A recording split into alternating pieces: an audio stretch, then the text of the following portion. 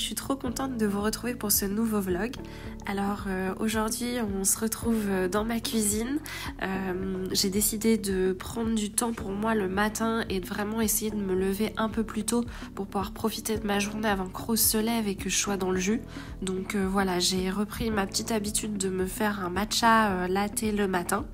C'est un petit peu plus long à faire qu'un café et donc je prends ça vraiment comme une jolie petite cérémonie où je prends le temps de faire les choses pour moi, et même si j'ai pas le temps de me faire un petit déjeuner élaboré, au moins j'ai ma petite boisson version coffee shop.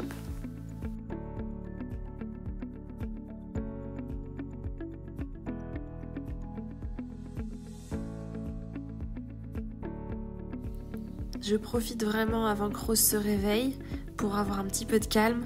Et ce matin-là, il me restait des petits gâteaux faits maison avec la confiture de Mirabelle que j'avais faite il y a quelques semaines. Donc je prends le temps de déguster tout ça. Et puis je file me préparer pour aller commencer la journée. Les tomates, elles ont mûri assez tard, vers mi-août.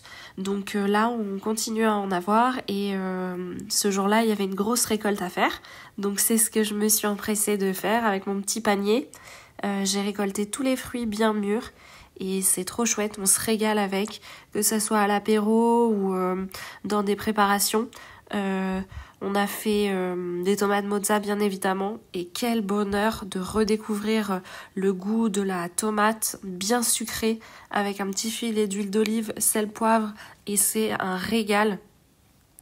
Et aussi dans d'autres préparations, des sandwichs, des tartes, c'est trop chouette d'avoir des tomates bien fraîches, ça a vraiment un goût autre que celle du commerce, et c'est ça que j'ai envie de me concentrer pour l'avenir, c'est de faire vraiment des fruits et des légumes qui ont un goût complètement différent quand on les fait à la maison en production slow plutôt que de les acheter au supermarché.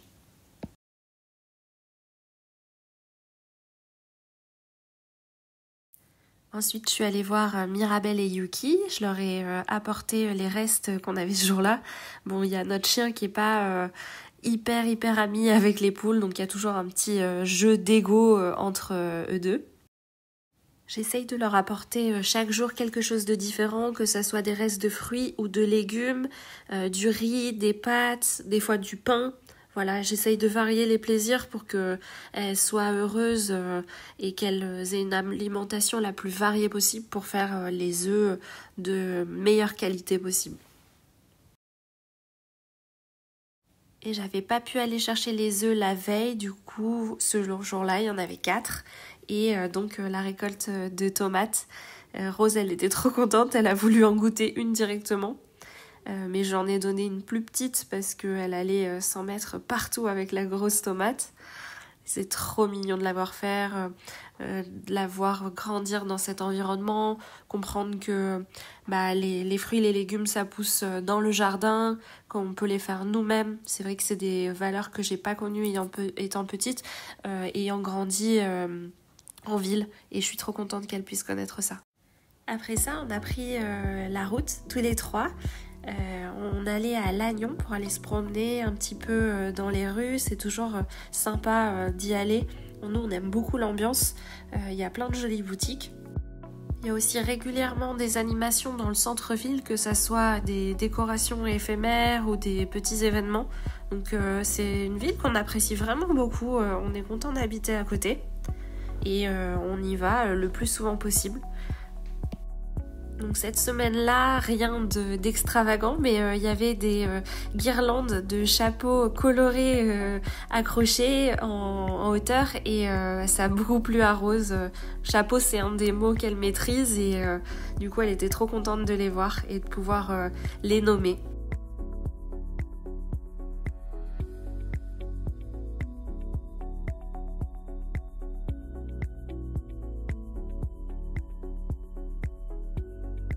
Et après cette promenade, il était l'heure d'aller au restaurant. Donc on avait fait une réservation comme d'habitude chez Gina. C'est une pizzeria qu'on apprécie tout particulièrement à Lannion. Ils sont vraiment hyper sympas, kids friendly, et leurs pizzas sont à tomber. Donc c'est un plaisir d'y retourner avec Rose. Et là on lui avait pris un jus de pomme bio. C'était la première fois, elle était trop fan. Elle l'a bu d'une traite. Et donc voilà, moi j'avais pris une 4 fromages et Antoine une carbo pour changer. Et puis le lendemain, je me suis attaquée à un projet que j'avais depuis très longtemps, en fait, même je crois avant la naissance de Rose. J'ai toujours voulu offrir à mon enfant plus tard un lit cabane. Et là, j'avais le sentiment que Rose, elle commençait à être à l'étroit dans son petit lit à barreaux parce que elle bouge énormément et c'est vrai qu'elle se cognait souvent. Donc au retour des vacances, je me suis dit qu'il était temps de changer ça. Donc j'ai commandé le lit cabane, un nouveau matelas, de la petite déco et j'ai attendu de recevoir le tout pour le monter.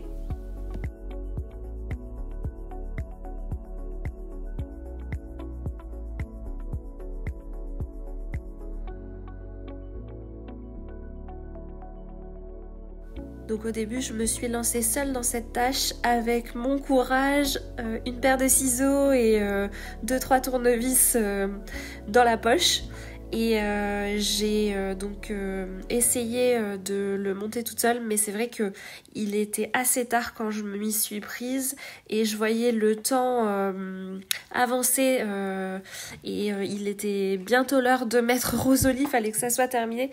Donc vous allez voir, juste après j'ai appelé mon père à la rescousse parce qu'il était là. En fait on fait des travaux en bas en ce moment avec Antoine. Donc mon père est là pour nous aider et j'en ai profité comme ils avaient fini en bas pour lui demander de m'aider pour monter le lit de Rose. Donc ça allait beaucoup plus vite heureusement et on a pu coucher Rose à temps.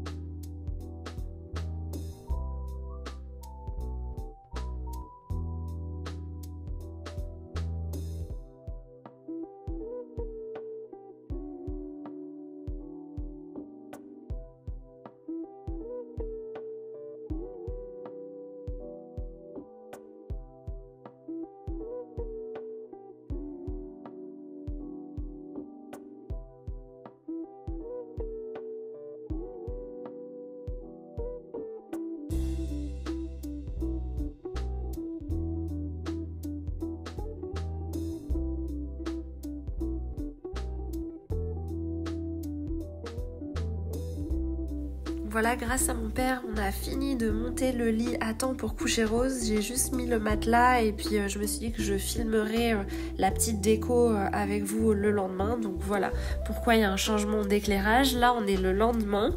Donc j'ai mis le drap housse parce que j'avais mis juste la protection la veille sur le matelas.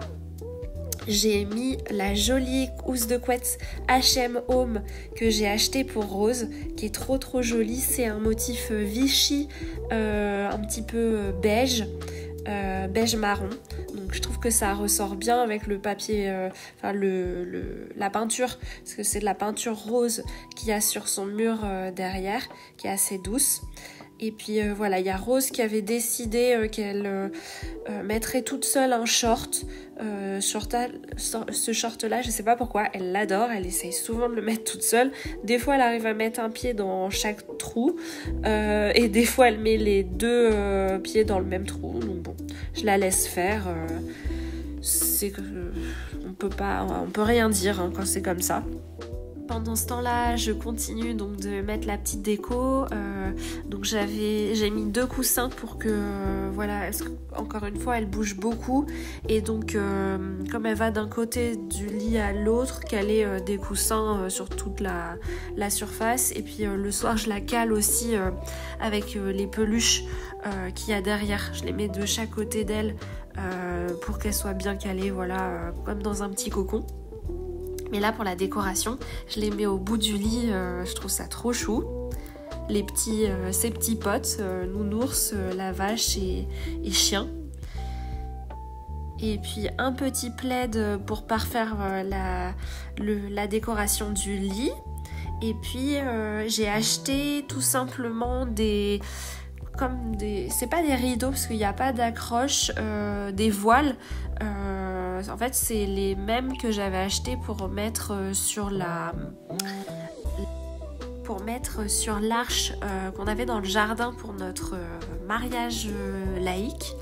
Donc voilà, c'est juste des voilages simples que je drape autour du lit pour faire un peu un effet lit baldaquin de princesse.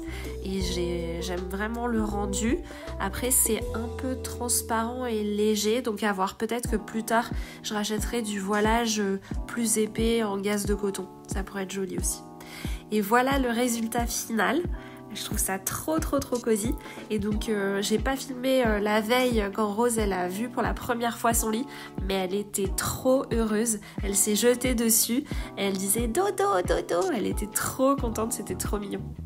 Et donc là on en a profité avec la décoration finie pour passer un petit peu de temps dans la chambre et lire son livre préféré du moment. C'est sur les dinosaures. Donc à voir si c'est une passion qui lui reste plus tard. Mais en tout cas pour l'instant c'est le livre qu'elle nous demande tous les jours. Et voilà, c'est déjà la fin de ce joli vlog. Donc encore une fois, merci d'avoir regardé, d'avoir passé ce petit temps avec nous. Et je vous dis à la semaine prochaine pour de nouvelles aventures entre coquillages et potager.